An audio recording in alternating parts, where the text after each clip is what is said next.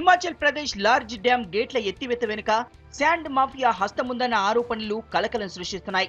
ఇసుక mafia dam అధికారుల మిలాఖత్తో 25 మంది ప్రాణాలు నీటిలో కలిసిపోయాయని స్థానికులు ఆరోపిస్తున్నారు. గుట్టు చప్పుడు కాకుండా అక్రమ దందా కొనసాగించేందుకే లార్జ్ డ్యామ్ గేట్లను టైం కాని టైంలో ఎత్తారని విమర్శిస్తున్నారు.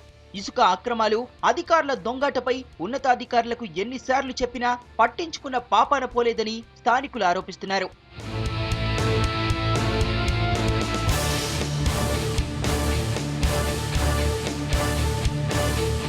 రిజర్వాయర్లకు శాండ్ మాఫియాకు లింక్ ఏంటన్న అనుమానం రావచ్చు. కానీ దీని వెనుక పెద్ద మతలబే ఉంది. ఎగువ ప్రాంతం నుంచి వచ్చే వరద నీటితో పాటు సన్న ఇసుక కూడా కొట్టుకొస్తుంది. ఈ ఇసుకంతా డ్యామ్ గేట్ల దగ్గర జామ్ అయిపోతుంది. వరద ఉధృతిలో కొట్టుకొచ్చే రాళ్ల ఒరిపిడితో ఈ సన్నని ఇసుక మరింత పెరుగుతుంది. గేట్లు 15 నుంచి 20 సెంటీమీటర్లు ఎత్తిన నీళ్లతో పాటు బురద, ఇసుక కిందికి కొట్టుకుపోతుంది. కొద్దిసేపటికే గేట్లు కట్టేస్తారు. తర్వాత శాండ్ మాఫియా ఎంట్రీ ఇస్తుంది.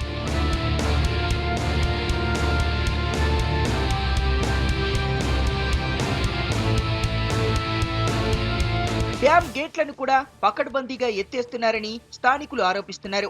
రాత్రిపూట గేట్లు తీసి శాండ్ మాఫియాకు అధికారులు హెల్ప్ చేస్తున్నారని విమర్శిస్తున్నారు. ఆదివారం కూడా సాయంత్రం 6:30కే అధికారులు గేట్లెత్తారు. అరగంట సేపు నీటిని వదిలినా ఇసుకే ఇసుక. సన్నని ఇసుకకు కాస్ట్ ఎక్కువ. భారీ కట్టడాలకు సన్నని ఇసుకను ఎక్కువగా వాడతారు. శాండ్ మాఫియా యాక్టివ్ టైం కావడంతోనే రాత్రయ్యాకే గేట్లెత్తేశారని విమర్శలు వినిపిస్తున్నాయి.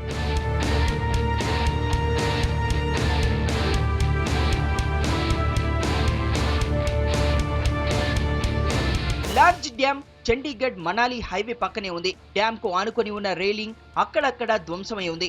ఇసుకను అక్రమంగా తరలించేందుకు వీలుగా డ్యామ్ నుంచి నేషనల్ హైవే దాకా కచ్చా రోడ్లు నిర్మించింది శాండ్ మాఫియా. అధికారులతో చేతులు కలిపి ఎవరి కంటా పడకుండా రాత్రిపూట ఇసుకను ఊర్లు దాటించేస్తున్నారు. ఈ అక్రమ దందా 25 మంది ప్రాణాలను మింగేసిందని థలోడ్ గ్రామస్తులు ఆరోపిస్తున్నారు.